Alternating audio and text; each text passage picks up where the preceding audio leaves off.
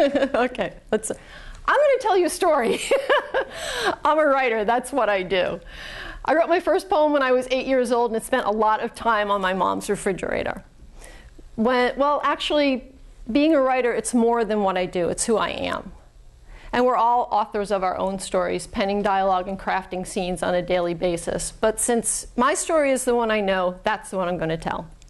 We begin with what comedians call the setup. The setup. That's right, it's a blonde joke, but it's all right. I own this. It's all mine. This is a story about a woman of a certain age. We'll call her Vintage, who wakes up one morning and realizes that she has the power to change the world. Well, okay, maybe not the whole world, but at least the circumstances in which she found herself. So she decides to embark on a quest. Now, I know today is about game-changing moments, but as a writer, I know that it's not about just one moment. It's about a series of moments that are strung together to form a narrative. So we need to know what our heroine wants. We need to know where she's going to go on her journey and why she went. We need to know the backstory. That quote, that was me 4 years ago, standing on a landing in the Parker building here at Nova between the second and third floors. And I was on my way to my first classroom experience in 30 years that didn't involve the PTA. 6 months earlier, my son graduated from high school. And I was so hell-bent on making the experience perfect for him that, of course, it wasn't. But it seemed the only person that noticed was me. That day unearthed such a barrage of emotional compost that when my son went to the University of Central Florida, I went into therapy. Writers need to know what motivates a character in order to make their actions believable. We gain insight from reflection, and we only truly understand that moment in retrospect. That's what's so great about therapy. Not only do you get to talk about yourself for an hour without anybody changing the subject, but you get to find out why you are the way you are. You see, I grew up believing something was wrong with me, that I was not quite right, that I wasn't good enough. Like a pair of Nike knockoffs from the clearance rack, the kind with the swoosh that's upside down. Yeah.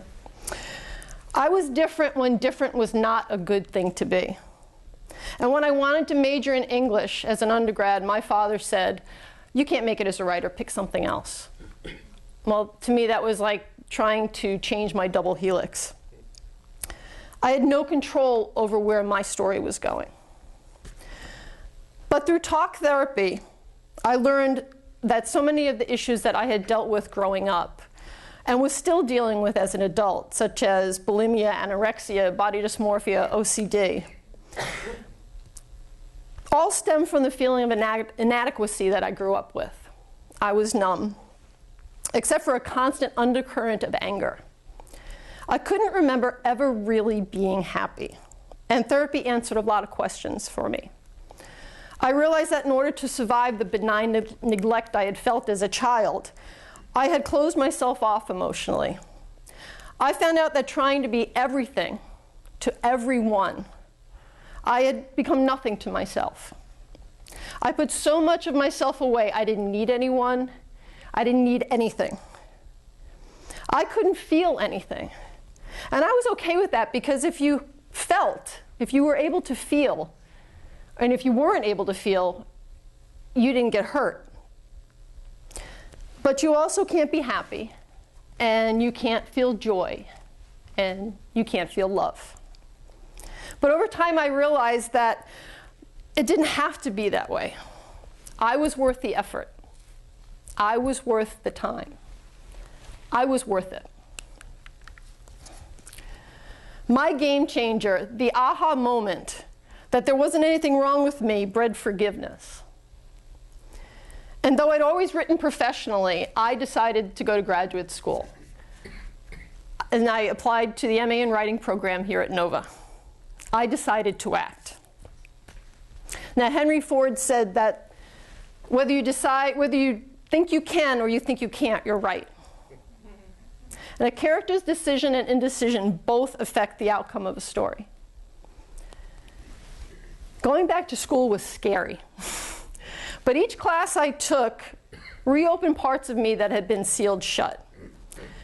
I found a community of people who were my kind of different. And you know who you are. And it was wonderful. As I wrote, I began to find my voice. Parts of me that had been sealed shut for a very long time opened up. My voice, that thing that is central to everything you are and everything that you do as a writer, began to be vocalized. I realized I had a story worth telling. And through research for my graduate thesis and memoir, I uncovered an unrealized autism arc in my family involving Asperger's syndrome. It explains so much of what I had carried with me for so long, like a whole lot of mismatched baggage with the wheels that go everywhere but straight. That was me. Slowly things began to make sense, and my hard candy shell began to melt. In writing, I rediscovered what Joseph Campbell would call my bliss. Turns out it had been following me all along. I just had to turn around and wait for it to catch up. Moving the narrative forward. When writing a story, you have to make sure that everything counts, that every aspect of your story, that every word, every sentence, every paragraph, and every chapter moves your narrative forward towards your resolution, towards the end of the story, towards where you want the story to go. Excuse me.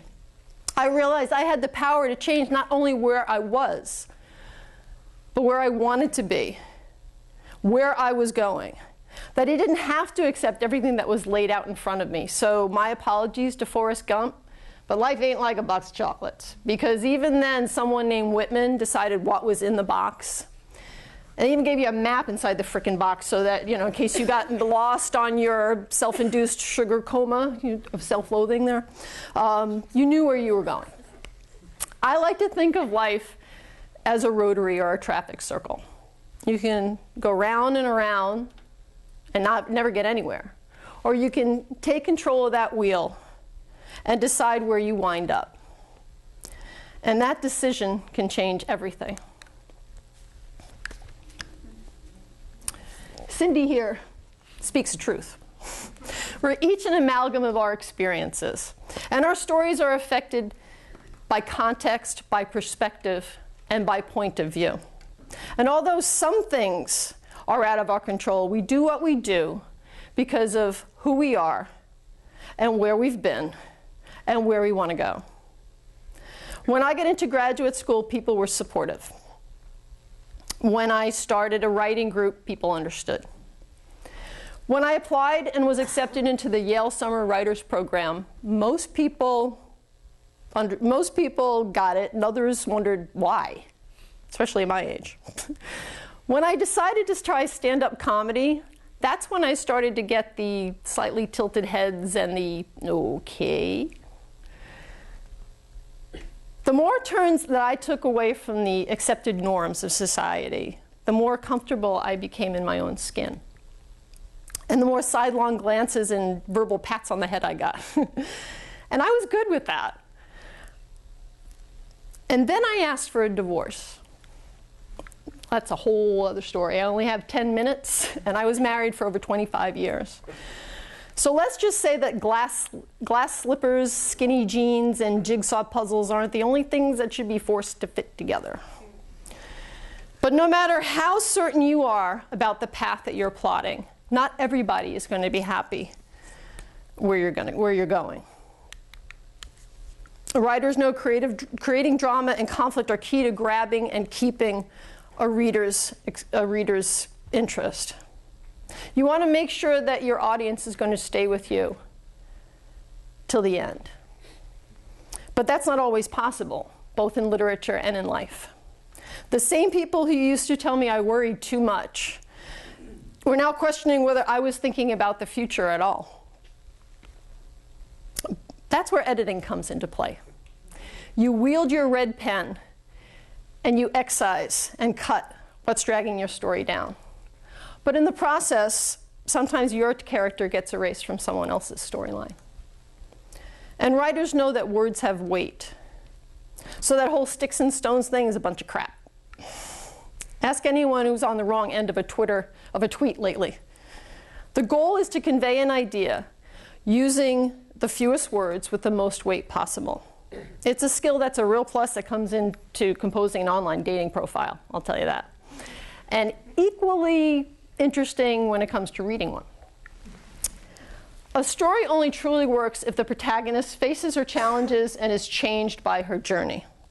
Through my writing, I was able to tell my story. I was able to see myself and accept myself for the first time I could ever remember. I was happy. And I was becoming the person I always wanted to be when I grew up. A few months ago, my lovely friend Audrey Green gave me a beautiful pewter bookmark bearing this quote. Now, for those of you who don't know who George Eliot is, she's the author of such classics as Silas Marner and Middlemarch, and she was born Mary Ann Evans in 1819. She wrote as a man in order to be accepted by society. She wrote with realism and psychological insight about social outsiders and small-town persecution. Unusual subjects for a female of the Victorian age. And she knew what she was talking about. Before being accepted by society, she spent decades on the outside, on the edges, because of her choices, both personal and professional. But she plotted her own course, and it was a hell of a trip. Tolstoy said that all great literature is of two stories. A man goes on a journey, and a stranger comes to town. And when you think about it, they're really the same story, just told from a different point of view. Narrative threads are used to get the reader to identify with the story's characters. Their experiences form the plot. And one of the oldest threads is the monomyth, or the hero's journey. And we're all searching for something. And it's amazing what can happen when you open yourself to the possibilities. Sometimes you're lucky enough to find what you weren't even looking for. Each of our stories has a beginning, a middle, and an end. Linking these entities is a series of experiences strung together by a common thread. And the narrative arc is a timeline of those experiences. Think of it as the anatomy of a relationship. This one particularly between the reader and the writer. First, we have exposition. We're exposed to information that gets us interested. The second is rising action. There's conflict, and things get complicated. Then there's the climax, which, believe it or not, comes in the middle of the whole thing.